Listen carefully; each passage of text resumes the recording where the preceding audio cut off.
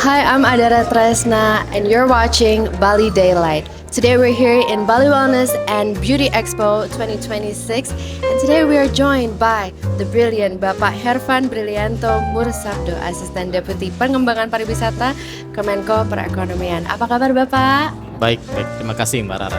Iya, terima kasih Pak. Oke, let's get to the questions. Jadi gini Pak, pariwisata kan kini tak lagi hanya tentang destinasi, tetapi juga tentang pengalaman dan wellness menjadi salah satu tren terbesar di industri global. Bagaimana Bapak melihat masa depan wellness tourism ini sebagai bagian dari transformasi pariwisata di Indonesia, Pak? Terima kasih Mbak Rara, pertanyaannya ini penting banget ya.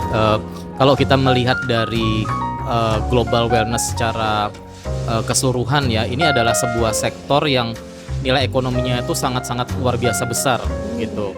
Jadi kalau secara global itu nilai ekonomi dari global wellness itu mencapai 6,8 triliun US dollar. Oh wow.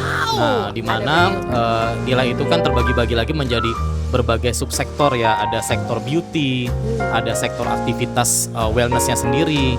Nah, untuk yang subsektor pariwisata wellness atau kita sebut sering istilahkan wellness tourism, itu nilainya itu sekitar 898 miliar US dollar di tahun 2024.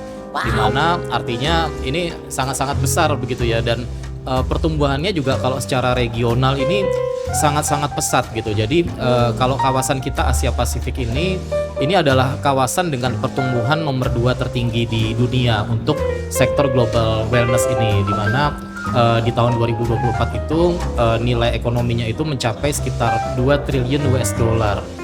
Dan dengan CAGR-nya itu kalau kita orang bisnis kan lihat CAGR-nya itu sekitar 9% ya, jadi sangat-sangat promising. Tapi ketika kita tarik kepada sektor wellness di Indonesia, memang Indonesia itu walaupun kita itu masuk ke dalam 20 besar peringkat di dunia untuk nilai ekonomi wellness sendiri, namun kita itu secara nilai itu masih relatif jauh gitu. Artinya masih banyak yang perlu kita kejar lah untuk bisa mendapatkan pangsa pasar itu.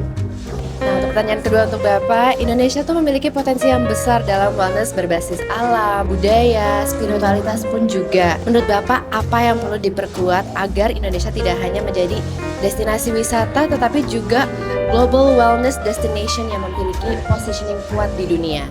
Oke, jadi kalau kita bicara tentang daya saing ya, artinya kita harus melakukan pembenahan terhadap keseluruhan ekosistem end to end. Nah, ini kita bicara mulai dari bagaimana kita mendorong dari sektor wellness lokal ini mengembangkan R&D misalnya, inovasi-inovasi baru yang itu bisa menjadi sesuatu yang diterima secara global. Kemudian dari sisi kualitasnya juga kita harus memperkuat yang namanya standarisasi, sertifikasi dari para usaha wellness ini, termasuk nanti SDM-nya juga nih. SDM-nya ini juga perlu ada penguatan juga. Jadi perlu ada dari lembaga pendidikan misalnya, mungkin perlu ada jurusan-jurusan yang memang khusus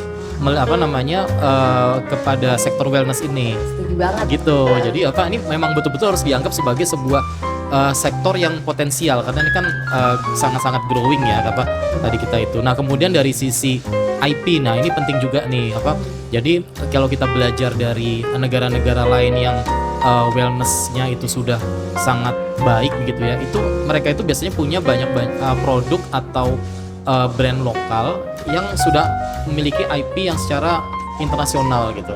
Nah, ini jadi harus diperkuat juga. Event seperti Bali Wellness dan Beauty Expo ini mempertemukan pelaku industri, UMKM, pemerintah, hingga pasar internasional dalam satu ruang kolaborasi di sektor pariwisata dan wellness.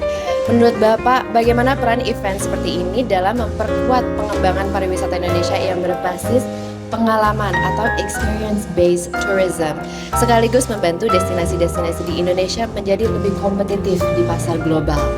Iya, jadi tadi kita bicara mengenai penguatan ekosistem ya. Nah, ini juga harus disupport dengan yang namanya promosi dan event. Karena event seperti yang kita lakukan ini dan ternyata ini sudah 2 tahun berturut-turut ya, artinya sudah mulai sustain lah dari sisi partisipannya, dari sisi minat orang-orang yang hadir. Saya rasa ini sangat-sangat positif untuk dikembangkan sebagai sebuah platform di mana para pelaku ini bisa saling bertemu begitu di dalam wadah platform ini gitu ya, di mana tidak hanya mereka bisa saling bertukar pengalaman, bertukar knowledge-nya, kemudian juga terjalin network tidak hanya antara buyer dengan sellernya, tapi juga antar pelaku pun juga bisa saling membangun ekosistem komunitas yang bisa saling mensupport gitu.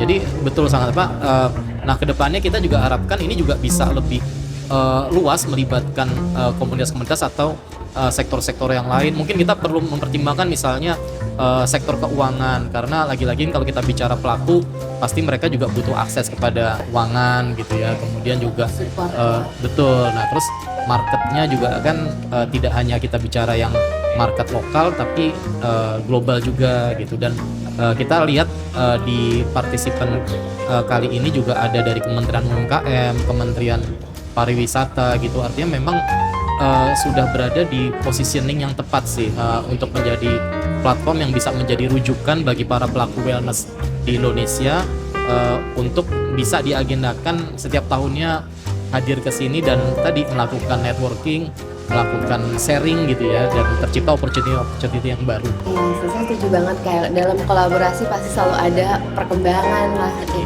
Thank you so much for watching Bali Daylight people. I hope you enjoyed today's interview with Bapak, and I hope you have a great day and you have a wonderful time at this event. Thank you so much. Sukses selalu ya. Saya Helvan Brilianto, Asisten Deputi Pengembangan Pariwisata Kemenko Bidang Perekonomian. You are watching Bali Daylight.